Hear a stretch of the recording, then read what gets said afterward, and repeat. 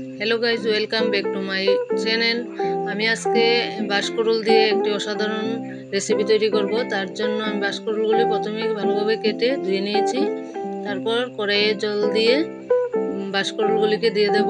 পরিমাণ মতো নুন দিয়ে একটু নেড়ে ঢেকে দেব।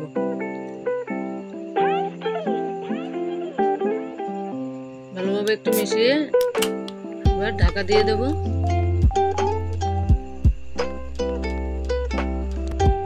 এদিকে বন্ধুরা আমি মশলার জন্য নিয়েছি রসুন, গোটা জিরে, গোটা মোটা জিরে, এলাচ, দারচিনি, আদা, পেঁয়াজ কুচি,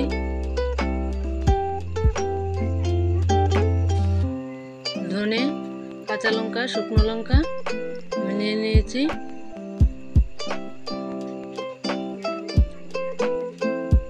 এবার মিক্সিতে আমি আদা কুচি দিয়ে দেবো, শুকনো লঙ্কা গুলিও দিয়ে দেব, কাঁচা লঙ্কা গুলিও দিয়ে দেব, গোটা ধনে দিয়ে দেব, গোটা জিরে, গোটা মোটা জিরে,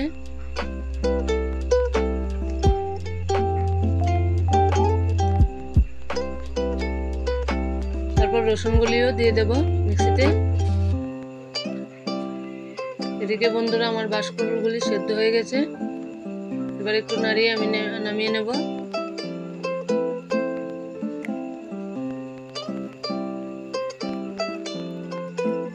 এবার কড়াইয়ে তেল দিয়ে দিয়েছি। 2-3টে আলু গোটা করে কেটে নিয়েছি। এবার আলুগুলি দিয়ে দেব। পরিমাণ মতো একটু নুন দিয়ে দেব। পরিমাণ মতো হলুদ গুঁড়ো দিয়ে দেব।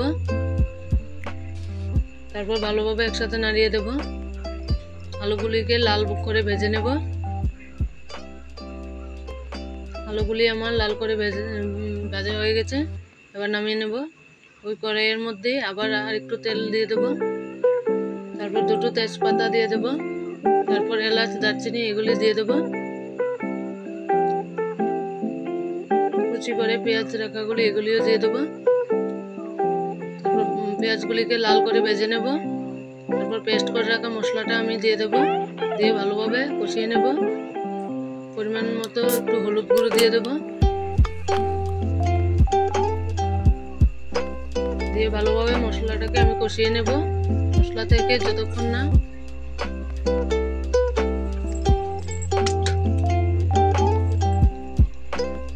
মশলা থেকে তেল ছেড়ে দেওয়া পর্যন্ত কষাতে থাকবো। মশলাগুলি ভাজা হয়ে গেছে। এবার আমি বাঁশকুড়ুলগুলি জল ফেলে দিয়েছি, এগুলি দিয়ে দেব। দিয়ে ভালোভাবে একসাথে মিশিয়ে নেব মশলার সাথে।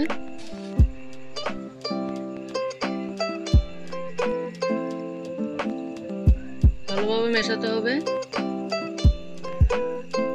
তারপর পরিমাণ মতো নুন দিয়ে দেব। তারপর ভেজে রাখা আলুগুলি দিয়ে দেব। দিয়ে ভালোভাবে একসাথে মিশিয়ে নেব।